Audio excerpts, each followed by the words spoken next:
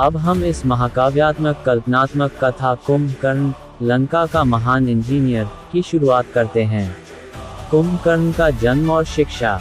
लंका नगरी के उत्तर पूर्वी भाग में, जहां पर्वतों की तलहटी समुद्र से मिलने लगती थी, एक भव्य आश्रम स्थित था। यह आश्रम था ऋषि विश्रवा का, जो ब्रह्मा के वंशज, महान तपस्वी और ज्ञानी थे। यही जन्म लिया था 3 अद्भुत पुत्रों ने, रावण, कुंभकर्ण और विभीषण ने। रावण विलक्षण बल और अहंकार का प्रतीक था। विभीषण धर्म और नीति का मार्गदर्शक बना। परंतु तीसरा पुत्र कुंभकर्ण था ज्ञान, विज्ञान और विचारों का महासागर। एक असामान्य बालक। कुंभकर्ण का शरीर जन्म से ही विशाल था। उसके नाम का अर्थ था जिसके कान घड़े जैसे हैं, पर उसकी विशेषता उसके कान नहीं, उसकी जिज्ञासा थी। जहां रावण युद्ध करना सीख रहा था, वहीं कुंभकर्ण वन के पेड़ों की संरचना समझ रहा था। वह पक्षियों की उड़ान देखकर उनके पंखों की दिशा और हवा के प्रवाह को नोट करता था। पिताश्री, क्या कोई ऐसा रथ बन सकता है जो पक्षियों की तरह उड़ सके? विश्रवा मुस्कुराए। यदि तुम तत्वों का रहस्य जान गए, तो कुछ भी संभव है। कुंभकर्ण ने छोटी उम्र में ही यंत्रों से खेलना शुरू कर दिया। मिट्टी के पहियों से गाड़ियां, चकमक पत्थरों से चिंगारी पैदा करने वाले यंत्र, और नारियल के खोल से पानी चलाने वाली स्वचालित धारा यंत्र, सब उसने 12 वर्ष की उम्र से पहले ही बना डाले थे। शिक्षा, विज्ञान और रहस्य। विश्रवा ने उसे केवल वेद शास्त्र ही नहीं, दैत्य विद्याओं की भी शिक्षा दी। भौतिक यंत्र रचना, ध्वनि तरंग ऊर्जा, सौर ऊर्जा संयंत्र, जलीय ऊर्जा से चलने वाले यंत्र, और सबसे रहस्यमयी जीवित यंत्र। कुंभकर्ण के पास प्रश्न थे जो उस युग के लिए असामान्य थे। क्या हम बिजली को कैद कर सकते हैं?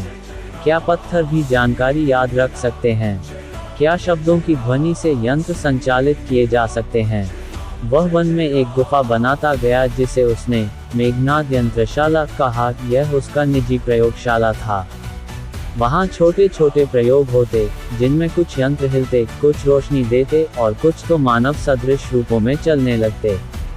तप और शक्ति। एक समय वह एक कठिन तपस्या में बैठा, अपने ही बनाए सौर ऊर्जा संचालित यंत्र के सामने। उसने 40 दिन तक सूर्य से आने वाली ऊर्जा को संयोजित कर एक दीपताका नामक ऊर्जा केंद्र बनाया, जो रावण के भवन में रात में उजाला करता था।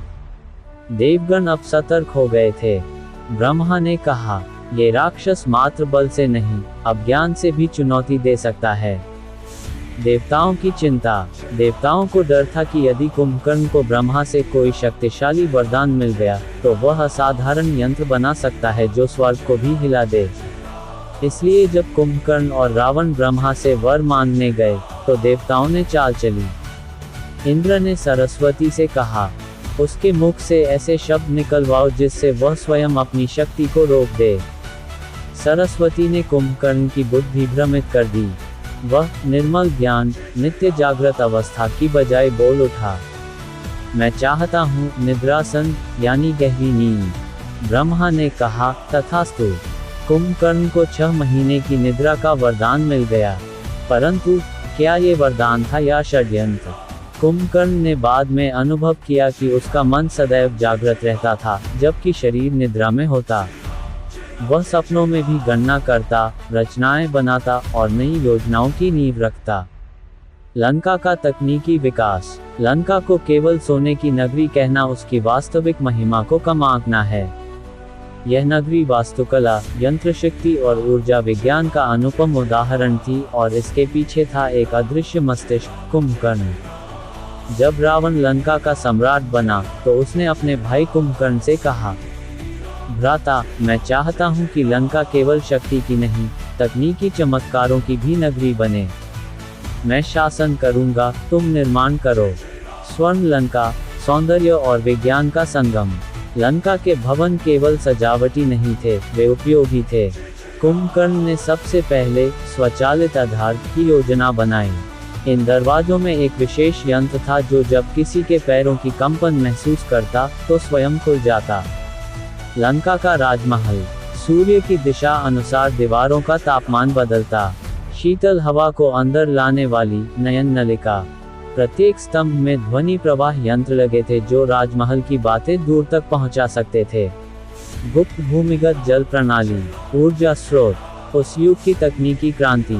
कुंभकर्ण ने 3 प्रमुख ऊर्जा स्रोत विकसित किए। 1. सूर्य रश्मि स्तंभ, जो दिन भर सूर्य की किरणों से ऊर्जा लेकर रात्रि में प्रकाश फैलाते। 2. वरुण यंत्र, समुद्र की लहरों से ऊर्जा उत्पन्न करने वाले यंत्र। 3. गंधर्व गूंजन यंत्र, ध्वनि तरंगों से ऊर्जा का उत्पादन, एक तरह की तकनीक। इन ऊर्जा स्रोतों से लंका के कई यंत्र चलते थे, रथ, मशीनें, जलपात्र और रसोई तक। यंत्र निर्माणशाला, कुंभकर्ण का प्रयोग क्षेत्र। लंका के पूर्वी भाग में एक रहस्यमयी परिसर था जिसे यंत्र कुंभ कहा जाता था। ये कुंभकर्ण की निजी प्रयोगशाला थी। यहाँ बनते थे रथ यंत्र, हवा से चलने वाले घूर्णन चक्र वाले रथ, वायुवाहन, पक्षियों की उड़ान सिद्धांत पर आधारित उड़ने वाले यंत्र, भूकंप रोधी भवन, जिनमें धरती की कंपन को रोकने वाला शोक चक्र लगा होता। एक बार विभीषण ने पूछा, भाई, क्या ये सब मानव उपयोग के लिए है या राक्षसी विजय के लिए? कुंभकर्ण ने उत्तर दिया, मैं विज्ञान का सेवक हूँ, न युद्ध का साधक। मेरा यंत्र किसके हाथ में है, यही निर्णायक है। लंका की सुरक्षा प्रणाली।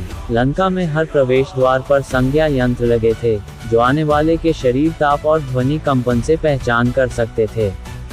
ये यंत्र आज के बायोमेट्रिक सिस्टम जैसे कार्य करते थे। राक्षसों की सेना को विशेष रक्षा कवच दिए गए थे, जिनमें अग्नि प्रतिरोधी वस्त्र, बाणों को रोकने वाले चुंबकीय तंतु, युद्ध में दिशा संकेत देने वाले सांकेतिक पत्थर, आज के GPS जैसे। कुंभकर्ण, इंजीनियर या ऋषि। लंका के जनमानस ने अब कुंभकर्ण को केवल राक्षस योद्धा नहीं, बल्कि विश्रवा तंत्रज्ञ कहना शुरू कर दिया। वह पूजा का नहीं, परिश्रम और प्रयोग का उपासक था। उसके लिए विज्ञान ही तप था। लेकिन रावण की शक्ति पिपासा बढ़ रही थी।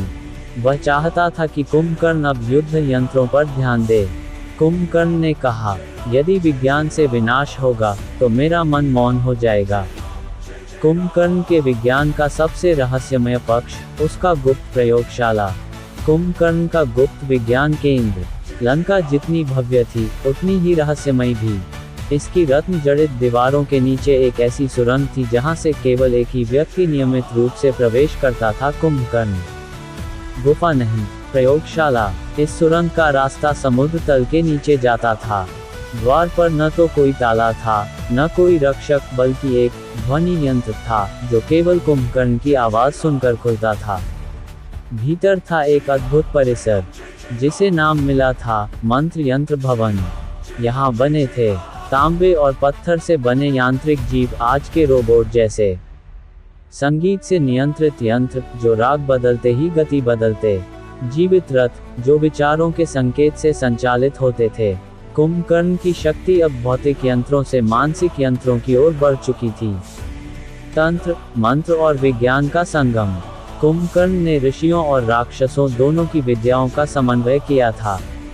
उसकी सबसे रहस्यमयी रचना थी चित चक्र यंत्र, एक ऐसा चक्र जो किसी व्यक्ति के विचारों को तरंगों के रूप में पढ़ सकता था। कहते हैं, ये यंत्र कुंभकर्ण ने अपने सपनों में तैयार किया था। वह सोते समय भी रचना करता था। जागने पर वह केवल हाथों से बनाता नहीं, वह ध्वनि निर्देश देकर यंत्र बनवाता। उसने स्वयं एक यंत्र विद्यालिपि तैयार की थी, जिसमें संकेत, ध्वनि और रेखा चित्रों से यंत्र समझाए जाते थे। आज के युग में यह कोडिंग लैंग्वेज जैसी मानी जा सकती है। प्रयोग, मेघ शक्ति यंत्र। कुंभकर्ण का सबसे साहसी प्रयोग था मेघ शक्ति यंत्र, बादलों से ऊर्जा खींचकर बिजली उत्पन्न करने वाला यंत्र। एक रात प्रयोग के दौरान जब यह यंत्र पहली बार सक्रिय हुआ, तब लंका के ऊपर बादल गरजे और एक उज्ज्वल किरण आकाश से भूमि तक गिरी। रावण घबरा गया। विभीषण दौड़कर आया और बोला, भ्राता, ये क्या रचा है तुमने? कुंभकर्ण शांत था। मैं देवताओं के अमृत को उनकी ही शक्ति से पुनः रच रहा हूँ। कुंभकर्ण का दर्शन। वह विज्ञान को केवल उपकरण नहीं, विकास का साधन मानता था। उसका मानना था, शक्ति जब तक नियंत्रित न हो, वह शत्रु बन जाती है। विज्ञान को नीति से जोड़ना ही सच्चा तंत्र है। वह रावण के आक्रामक प्रयोगों से नाखुश था। विज्ञान बनाम सत्ता। रावण ने एक दिन उसे बुलाकर कहा, भ्राता, अब युद्ध की आहट है। मैं चाहता हूं कि तुम अग्नि मार्गी यंत्र बनाओ जो वानर सेना को राख कर दें। कुंभकर्ण चुप रहा। उसने उत्तर दिया, जो ज्ञान जीवन की रक्षा के लिए बना हो उसे विनाश में लगाना अधर्म है। रावण को क्रोध आया, तुम राक्षस हो या ऋषि?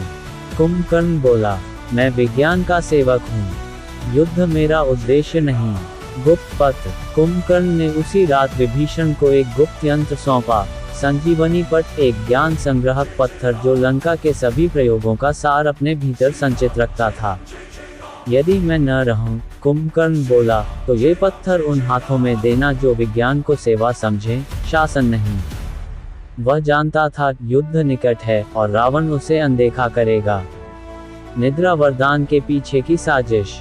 जब कोई राक्षस बलशाली हो तो देवता चिंतित होते हैं, पर जब कोई राक्षस ज्ञान में भी महान हो जाए तब देवताओं के सिंहासन डगमगाने लगते हैं। कुंभकर्ण ऐसा ही एक अद्वितीय नाम था जो यंत्रों से ब्रह्मास्त्र के बिना ही स्वर्ग को चुनौती देने की क्षमता रखता था। उसकी विद्वता, यांत्रिक कौशल और आत्मनियंत्रण ने इंद्र और ब्रह्मा को भी भयभीत कर दिया। ब्रह्मा का सभा मंडल। स्वर्ग में एक गुप्त सभा हुई। इंद्र बोला, रावण के पास शक्ति है, पर अब कुंभकर्ण के पास विज्ञान है। अगर यह राक्षस अपनी यंत्र विद्या से आकाशगमन, अग्नि वर्षा और भूमि कंपाने वाले यंत्र बना ले तो स्वर्ग भी रक्षित न रहेगा। वरुण ने कहा, उसकी विद्या देवी सरस्वती की कृपा जैसी है, पर वह राक्षसी वंश का है, उसे रोको। ब्रह्मा गंभीर हुए। कुंभकर्ण को वरदान मांगने लाया जा रहा है। यदि वह अमरता या दिन रात्रि जागरण की शक्ति मांगे तो वह सृष्टि का संतुलन बिगाड़ सकता है। वरदान की घड़ी। जब रावण, कुंभकर्ण और विभीषण तीनों ब्रह्मा के पास पहुंचे तो ब्रह्मा ने उन्हें कहा, जो तुम चाहो वह मांगो, तपस्वी हो, योग्य हो। कुंभकर्ण का मन कह रहा था, मांगो निर्मल विज्ञानचित, ऐसा मन जो हर समय जागृत रहे, बिना थके, बिना भ्रमित हुए। लेकिन जैसे ही वह वाक्य बोलने को हुआ, सरस्वती ने अपना मायावी प्रभाव डाला। उसका मुख बोला, मैं चाहता हूँ निद्रासन, यानी 6 महीने की गहरी निद्रा। ब्रह्मा चौंके और मुस्कुराए। तथास्तु। विज्ञान को रोकने का षड्यंत्र। कुंभकर्ण को तुरंत आभास हुआ कि कुछ गलत हुआ है। उसने रावण से कहा, भ्राता, मैंने जो मांगा वह मेरा विचार नहीं था, मेरी चेतना को किसी ने मोड़ा है। रावण ने हंसते हुए कहा, तुम्हें तो अब हर युद्ध से छूट मिल गई, आधे वर्ष निद्रा में और आधे में स्वादिष्ट भोजन। पर कुंभकर्ण जानता था यह कोई वरदान नहीं, विज्ञान को रोकने की साजिश थी। निद्रा, तप या जागरण। पर कुंभकर्ण ने इस वरदान को भी अवसर में बदला। उसने अपने यंत्रों को इस प्रकार विकसित किया कि वे सपनों में भी कार्य करें। वह निद्रा की अवस्था में भी मानसिक रूप से स्वप्न यंत्र प्रयोग करता। उसने बनाया स्वप्न संकेतक यंत्र जो उसके मस्तिष्क की तरंगों को संग्रहित करता। अनुभूति पट, एक पत्थर जो उसके स्वप्न विचारों को संग्रहित कर सके। प्रति जागरण यंत्र जो उसके जागते ही स्वप्न स्मृति को चित्रों में बदल दे। ये सब आधुनिक न्यूरोसाइंस और ड्रीम रिकॉर्डिंग की अवधारणाओं जैसी बातें थीं उस युग में। लंका की प्रतिक्रिया। रावण को इन प्रयोगों से कोई आपत्ति न थी, क्योंकि उसे युद्ध चाहिए था। पर विभीषण ने कहा, भाई, क्या ये निद्रा तुम्हारे लिए वरदान है या तुम्हारी प्रतिभा की कैद? कुंभकर्ण ने मुस्कुराते हुए उत्तर दिया, वह जो मुझे रोकने आए हैं नहीं जानते मैं निद्रा में नहीं, ध्यान में हूँ। रहस्य की शुरुआत। वर्षों बाद, जब रामायण का युद्ध शुरू होने वाला था, तब लंका में एक यंत्र अचानक सक्रिय हो उठा। कुंभकर्ण का अनुभूति पट, जो चेतावनी दे रहा था, यदि विज्ञान को बल के अधीन किया गया तो विनाश अनिवार्य है। यह उसके स्वप्नों की चेतावनी थी। राम रावण युद्ध की तैयारी में कुंभकर्ण की भूमिका। लंका के आकाश में गरुड़ मंडरा रहे थे। समुद्र के किनारे वानर सेना के शिविर बस रहे थे और लंका की सभा में अब युद्ध की चर्चा तेज हो चुकी थी। कुंभकर्ण को जब निद्रा से जगाया गया, तब लंका के द्वारों पर शंखनाद हो रहा था। रामचंद्र की सेना समुद्र पार कर चुकी थी। जागरण, शरीर भारी, मस्तिष्क सक्रिय। 6 महीने की निद्रा के बाद जब कुंभकर्ण उठा, उसकी आंखों में क्रोध नहीं था, बस चिंतन था। रावण उसे देखकर प्रसन्न हुआ। भ्राता, अब तुझे युद्धभूमि में उतरना ही होगा। कुंभकर्ण ने धीरे से पूछा, पहले ये बताओ, क्या राम ने सीता का अपहरण किया या तुमने? सभा मौन हो गई। रावण झुंझलाया, उसने मेरे सम्मान को चुनौती दी थी। कुंभकर्ण ने उत्तर दिया, तुम्हारा सम्मान उस स्त्री की स्वतंत्रता से बड़ा नहीं है। पर लंका अब युद्ध चाहती थी और कुंभकर्ण जानता था, विवेक से युद्ध नहीं रुकता, पर विज्ञान से युद्ध को दिशा दी जा सकती है। कुंभकर्ण के युद्ध यंत्र। युद्धभूमि में बल ही नहीं, रणनीति और तकनीक भी चाहिए। कुंभकर्ण ने रावण को 3 प्रमुख यंत्र दिए। 1. गुरुत्व चक्र कवच, एक ऐसा गुरुत्व नियंत्रक कवच जो बाणों की दिशा मोड़ सकता था। इसका उपयोग राक्षस सेना के अग्रपंक्ति में किया गया। 2. दृष्टि भ्रमक यंत्र, एक माया यंत्र जो एक योद्धा के 100 प्रतिबिंब उत्पन्न करता, राम और वानर सेना भ्रम में पड़ जाते। 3. स्वर प्रकाश बाण, ऐसे बाण जो आकाश में उड़ते हुए ध्वनि और प्रकाश से विरोधी की दिशा खो देते, एक प्रकार का ध्वनि विकर्षण हथियार। कुंभकर्ण की चेतावनी। विभीषण ने रावण से युद्ध का विरोध किया और राम की शरण ली। कुंभकर्ण ने रावण से अलग जाकर एक गुप्त सभा में लंका के प्रमुख यंत्रज्ञों को बुलाया और कहा, मैं तुम्हें युद्ध के लिए यंत्र दूंगा, पर एक शर्त पर इन्हें सिर्फ रक्षा के लिए प्रयोग करना। यदि आक्रामकता बढ़ी, ये यंत्र स्वयं नष्ट हो जाएंगे। उसने यंत्रों में आत्मा विनाश चक्र जोड़ा, जो यदि दुरुपयोग हो तो तकनीक स्वयं निष्क्रिय हो जाए। रणनीति। विज्ञान के साथ युद्ध नीति। कुंभकर्ण ने एक युद्ध मानचित्र तैयार किया था, जिसमें दिखाया गया वानर सेना की गति किस दिशा से बढ़ेगी, समुद्र की लहरें किस समय सबसे बलवान होंगी, सूर्य और चंद्रमा के चरणों के आधार पर युद्ध समय का चयन। ये सारे तत्व मिलकर एक वैज्ञानिक युद्ध नीति बना रहे थे। राम से विचार संवाद कल्पनात्मक। कहानी की इस काल्पनिक धारा में एक रात कुंभकर्ण ध्यान में बैठा, और उसी समय राम भी ध्यानस्थ थे। मनोतरंगों के जरिए एक संवाद हुआ। राम ने कहा, कुंभकर्ण, तू विवेकवान है, तू जानता है ये युद्ध धर्म और अधर्म के बीच है। कुंभकर्ण ने उत्तर दिया, मैं अधर्म का साथी नहीं, पर युद्ध तब भी होगा क्योंकि मेरे भाई को ज्ञान से नहीं, बल से प्रेम है। राम बोले, तब क्या तू युद्ध में मेरे विरुद्ध आएगा? कुंभकर्ण बोला, मैं आएगा, पर एक योद्धा नहीं, एक परिणाम के संदेशवाहक के रूप में।